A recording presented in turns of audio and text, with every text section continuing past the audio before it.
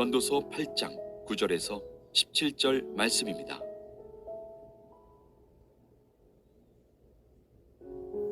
내가 이 모든 것들을 보고 해 아래서 행하는 모든 일을 마음에 두고 살핀즉 사람이 사람을 주장하여 해롭게 하는 때가 있도다. 그런 후에 내가 본즉 악인들은 장사 지낸 바 되어 거룩한 곳을 떠나 그들이 그렇게 행한 성읍 안에서 잊어버린 바 되었으니 이것도 헛되도다. 악한 일에 관한 징벌이 속히 실행되지 아니하므로 인생들이 악을 행하는 데에 마음이 담대하도다. 죄인은 100번이나 악을 행하고도 장수하거니와 또한 내가 아노니 하나님을 경외하여 그를 경외하는 자들은 잘 될 것이요 악인은 잘 되지 못하며 장수하지 못하고 그날이 그림자와 같으리니 이는 하나님을 경외하지 아니함이니라. 세상에서 행해지는 헛된 일이 있나니 곧 악인들의 행위에 따라 벌을 받는 의인들도 있고 의인들의 행위에 따라 상을 받는 악인들도 있다는 것이라. 내가 이르노니 이것도 헛되도다. 이에 내가 희락을 찬양하노니 이는 사람이 먹고 마시고 즐거워하는 것보다 더 나은 것이 해 아래에는 없음이라. 하나님이 사람을 해 아래에서 살게 하신 날 동안 수고하는 일 중에 그러한 일이 그와 함께 있을 것이니라. 내가 마음을 다하여 지혜를 알고자 하며 세상에서 행해지는 일을 보았는데 밤낮으로 자지 못하는 자도 있도다. 또 내가 하나님의 모든 행사를 살펴보니 해 아래서 행해지는 일을 사람이 능히 알아낼 수 없도다. 사람이 아무리 애써 알아보려고 할지라도 능히 알지 못하나니 비록 지혜자가 아노라 할지라도 능히 알아내지 못하리로다.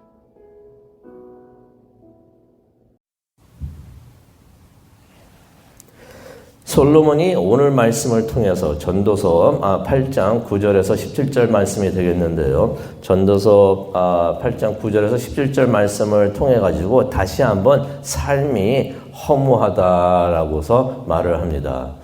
전도서 말을 계속 읽다 보면 계속 그 말이 나오죠. 삶이 허무하고 허망스럽다, 허망하다. 그러니까 그런 말을 많이 하는데 그렇게 생각하십니까? 삶이 참 허무하구나 그렇게 생각이 많이 드십니까? 무엇을 보고서 삶이 허무하다고 하는지 오늘 말씀을 통해서 다시 한번 알아보도록 하겠습니다.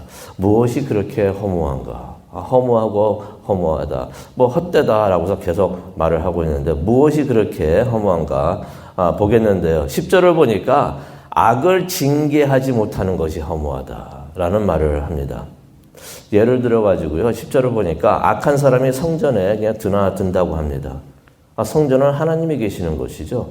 거룩한 곳이고 성스러운 곳인데 악한 사람들이 아무 제재 없이 성전을 자기 집안 왔다 갔다 하는 것처럼 그렇게 드나든다, 출입을 하고 있다. 이거 참 허무하구나라는 말을 합니다. 그러면서 10절을 계속 보게 되니까 이들이 죽은 후에도 장사 지낸 바 된다라고 말을 합니다. 그래서 장사를 지낸다는 것은 대접을 잘 받는다는 의미가 있습니다. 세상으로부터 악한 사람들이 좋은 대접을 받고 있다는 것입니다. 하다못해서 악한 사람들이 자신들이 악한 일을 행한 그 도성에서 그 도시에서 그 마을에서 칭찬을 받고 있다는 것입니다. 이번에 이런 일이 일어나는가. 그래서 솔로몬이 보기에 이것이 참 의아하고 의아스럽고 허무한 것이다 라고서 10절에 말을 하고 있습니다. 악을 행한 사람들이 무슨 이유에서든지 곧 체벌을 받지를 않고 잘 살고 있다라는 말을 11절에 합니다. 그러니 솔로몬이 이것을 보기에 참 허무하구나. 악을 행해도 곧바로 징벌이 내려지지 않으니 악한 사람들이 더욱더 악한 일을 하려고 한다는 것입니다.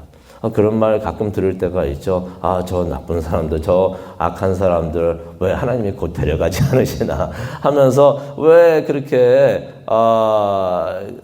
악한 일을 하는데도 이렇게 나쁜 일을 많이 하는데도 이렇게 잘 살고 있나라고서 사람들이 생각을 할 수가 있다고 하는데 그 악을 행해도 이렇게 생각을 해볼 수가 있어요. 악을 행해도 징벌이 내려오지가 않으니까 번개라도 딱 쳐가지고 벌을 받으면은 이것이 잘못됐구나라고 생각을 할 수가 있는데, 악을 행해도 잘못을 해도 아무런 벌이 없다는 것, 이게 더 큰 불행이 될 수가 있습니다. 왜냐하면 악을 행했는데도 아무 일이 없으니까 스스로 이렇게 생각을 할 수가 있어요. 이것을 이렇게 해도 되는구나라고서 생각을 할 수가 있습니다. 어떻게 보면은 악을 행하는 사람들에게 이것이 더욱더 큰 재앙이 될 수가 있습니다. 악을 행할 때 곧바로 체벌이 내려오면, 하나님의 체벌이 내려오면은 이것이 하면 안 되는구나 하는 것을 깨닫고 그 일을 하지 않을 텐데, 악을 행해도 체벌이 내려오지 않으니까 이 사람들의 마음이 더욱더 굳어진다라고서 11절에 말을 합니다. 마음이 굳어지니까 더 큰 잘못을 하는 것이죠. 이것처럼 큰 벌이 또 있겠는가 하는 생각이 됩니다. 계속해서 더 악한 길로 가게 되니까, 하나님의 벌을 받는 거, 하나님의 지적을 받는 거, 이게 더 오히려 축복이 되는 줄로 믿습니다. 잘못을 했을 때, 우리가 잘못을 했을 때, 혹시 그런 경험하신 적이 있습니까?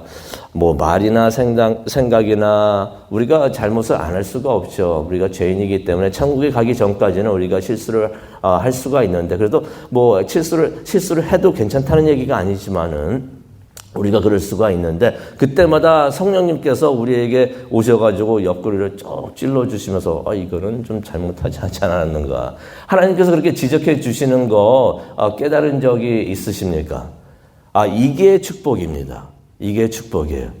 우리가 하나님께서 그렇게 지적해 주실 때 우리가 이거 하면 안 되는 거였구나 하고서 깨닫고 우리가 스스로 고칠 수가 있는데, 하나님께서 우리를 막아주시고 죄를 더 짓지 않도록 막아주시는 거, 이게 큰 축복이 되는 줄로 믿습니다. 하나님께서 사랑하시는 사람은요, 하나님께서 잘못을 할 때 지적을 해 주십니다. 그래서 우리가 잘못된 길로 가지 않도록, 잘못된 길로 잠시 들어섰는데 이러면 안 되는구나 하고서 돌아설 수 있도록 하나님께서 해주시니까 그게 오히려 큰 축복이 되는데, 잘못된 일을 하더라도 아무런 하나님의 지적이 없을 때 이게 큰 재앙이 되는 줄로 믿습니다. 근데 때론 악인들이 100번이나, 12절을 보니까 100번이나 악을 행해도 장수하는 것 같다라는 말을 합니다. 장수하는 것은 이제 복을 받는다는 것을 그런 의미가 되는데, 악하게 살아도 잘 나가고 번영하는 것 같다라는 말을 솔로몬이 합니다. 그래도 솔로몬이 이런 말을 하죠. 하나님을 예배하고 두려워할 줄 아는 사람들이 잘 될 것이다 라고서 확신을 하는 것을 우리가 12절을 통해서 봅니다. 이렇게 확신을 하십니까? 세상 사람들이 봤을 때는 잘못을 해도 더 오히려 번영하고 잘 사는 것 같지만은, 하나님을 예배하고 두려워하는 사람들이 결국에는 잘 될 것이라고 확신을 하시기를 바랍니다. 실제로 예수님을 믿고 구원을 얻어야지 천국에 들어갈 수가 있습니다. 그 누구도 예수님을 통하지 않고는 천국에 갈 수가 없는데, 예수님을 믿고 하나님을 믿는다는 것은 무엇을 의미합니까? 우리가 삶이 바꿔지는 그런 삶을 산다는 것입니다. 진정한 믿음은요, 말로 하는 믿음이 아니고요, 우리가 사람들이 진짜 믿고 있는 것은 그대로 행동에 옮깁니다. 우리가 그런 삶을 사는 하나님의 사람이 되기를 원합니다.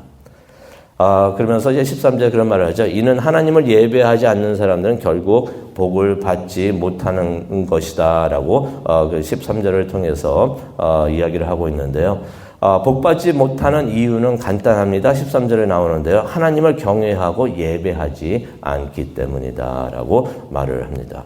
그러면서 이제 솔로몬이 또 다른 헛되고 허망된 일을 이야기를 하는데요. 14절에 나옵니다.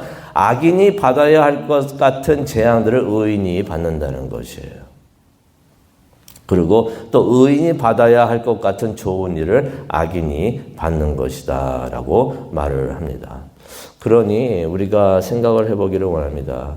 의인들도 재앙을 겪을 수가 있다는 것입니다. 의인이라고 해서 아무런 안 좋은 일을 겪는다는 말이 절대로 아닙니다. 성경에서 그런 것을 가르친 적이 없어요. 우리가 하나님을 잘 믿고 신앙생활을 잘 하더라도 우리가 어려운 시간을 겪을 수가 있고 시련을 겪을 수가 있습니다. 그래서 그것을 겪는다고 해서 절대로 실망을 하지 않기를 원합니다. 많은 사람들은 이런 것을 보면서 많이 궁금해하죠. 왜 의로운 사람은 힘든 일을 당하고 악한 사람들은 번영하나. 이해가 안 된다는 것입니다. 이런 것들이 너무나 어렵다는 것입니다. 그래서 이제 솔로몬이 15절에 그런 말을 합니다. 인생을 즐겨라 하면서 이제 그렇게 권고하는데요. 성경에 보니까 먹고 마시고 즐거워하는 것보다 더 좋은 것이 없다라고 말을 합니다. 이것은 아무 생각 없이 허랑방탕하게 살라는 것이 절대로 아니고요. 기쁘게 사는 것이 하나님의 큰 축복인 것을 깨닫고 이러한 삶을 허락해 주신 하나님께 감사하면서 기뻐하면서 살아라라고서 15절에 말을 하는 것입니다. 오늘 말씀을 보면서 우리가 묵상하는 시간을 갖기를 원하는데요. 세상에서는 이해할 수 없는 것들이 참 많은 것 같습니다. 솔로몬도 오늘 말씀을 통해서 17절을 통해서 그런 말을 하죠. 이 세상에서는 이해할 수 없는 것들이 많구나. 특별히 하나님이 하시는 일은 잘 알 수가 없다라는 말을 합니다. 이러한 하나님의 일을 나는 다 알아. 하나님의 하시는 일 나는 다 알아 라고 말을 하는 사람들이 있는데 이것은 오히려 스스로 속이는 일이다라고서 솔로몬이 이야기를 합니다. 왜냐면요. 하나님의 일을 우리가 다 알 수가 없다는 것입니다. 그렇기 때문에 우리가 이해는 못해도 우리를 위해서 주시는 그 은혜에 감사하면서 매일 기쁘게 사는 것이 복받은 의인의 삶이 아닌가 그렇게 생각을 해봅니다. 하나님의 일은 우리가 이해를 할 수가 없습니다. 그래서 우리가 삶을 살면서 하나님의 뜻과 하나님의 하시는 일을 이해하려고 하지 마세요. 그런데 우리가 그럴 때가 많이 있습니다. 하나님 왜 이런 일이 나에게 일어납니까? 하면서 우리가 이해를 위해서 우리가 그렇게 하고 있는데 그것을 위해서 기도하는 것이 아니라 하나님은 나를 사랑하시는구나 하는 것을 깨달으면서 확신을 가지고 매일매일 사시는 우리 모두가 되기를 간절히 축원합니다.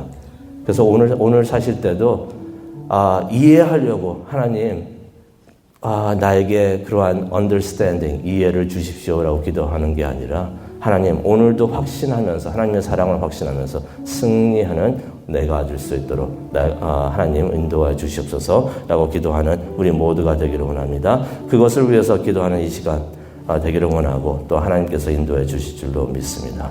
기도하시겠습니다. 사랑과 은혜 충만하신 하나님 아버지 감사합니다. 우리가 삶을 보면서 하나님께서 왜 이런 일을 하실까 이해가 되지 않을 때가 너무나 많지만은 우리가 그것을 이해하려고 하는 것이 아니라 하나님의 일을 우리가 어떻게 다 이해하겠습니까? 하나님의 일을 이해하려고 하는 것이 아니라 하나님을 바라보면서 하나님의 사랑을 확신하면서 매일매일 한 걸음 한 걸음 나갈 수 있는 우리 모두가 될 수 있도록 하나님 은혜 내려 주시옵소서. 그것을 위해서 기도하는 이 시간 되기를 간절히 원합니다. 성령님께서 오셔서 인도하여 주시옵소서. 감사합니다. 예수님의 이름으로 기도합니다. 아멘.